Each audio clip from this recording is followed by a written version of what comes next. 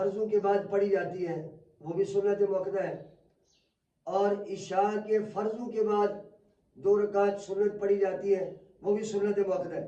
اور یاد رکھیں یہ سنت مؤکدہ یہ حدیث مبارکہ سے ثابت ہے۔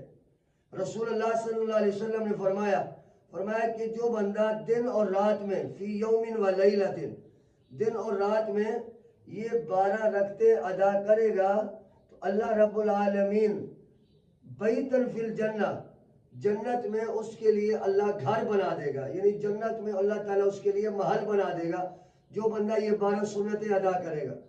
اور کچھ لوگ کہتے ہیں کہ ہمارے لیے فرض ہی کافی ہے، تو یہ یاد رکھو زبان مصطفیٰ کی ہوتی ہے، کلام رب العالمین کا ہوتا ہے۔ وما ينطق عن الهوى ان هو الا وحی یوحی، وحی ہوتی ہے تو رسول اللہ بولتے ہیں۔ تو رسول اللہ صلی اللہ علیہ وسلم نے فرمایا اگر تم جنت میں محل لینا چاہتے ہو اللہ تعالیٰ سے تو پھر یہ سنتیں 12 تم نے ادا کرنی ہے۔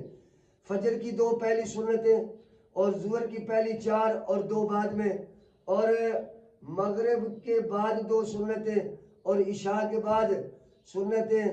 اور یہ بات یاد رکھو سنتیں ادا کرو گے تو اللہ رب العالمین ہمیشہ فرضوں کی بھی توفیق عطا فرمائے گا۔ کچھ لوگ ایسے تھے وہ کہتے تھے جی سنتوں کی کوئی اہمیت نہیں ہے، تو یہ بات یاد رکھو سنتوں کی بڑی اہمیت ہے۔ رسول اللہ صلی اللہ علیہ وسلم نے یہ ہمیں حکم عطا فرمایا کہ اگر تم جنت میں محلات لینا چاہتے ہو تو فی یوم و لیلۃ، رات اور دن میں جو ہے وہ 12 سنتیں ادا کرو گے تو اللہ تعالیٰ جنت میں محل بنا دے گا۔ اللہ تعالیٰ ہم سب کو نماز فرض کے ساتھ ساتھ اللہ تعالیٰ سنتوں کی بھی توفیق عطا فرمائے۔ اور جو لوگ کہتے ہیں جی سنتیں نہیں ہیں وہ منکرین حدیث ہے، اور منکرین حدیث جو ہے وہ مرتد ہے، کیونکہ رسول اللہ صلی اللہ علیہ وسلم کی حدیث کو نہیں مانتے۔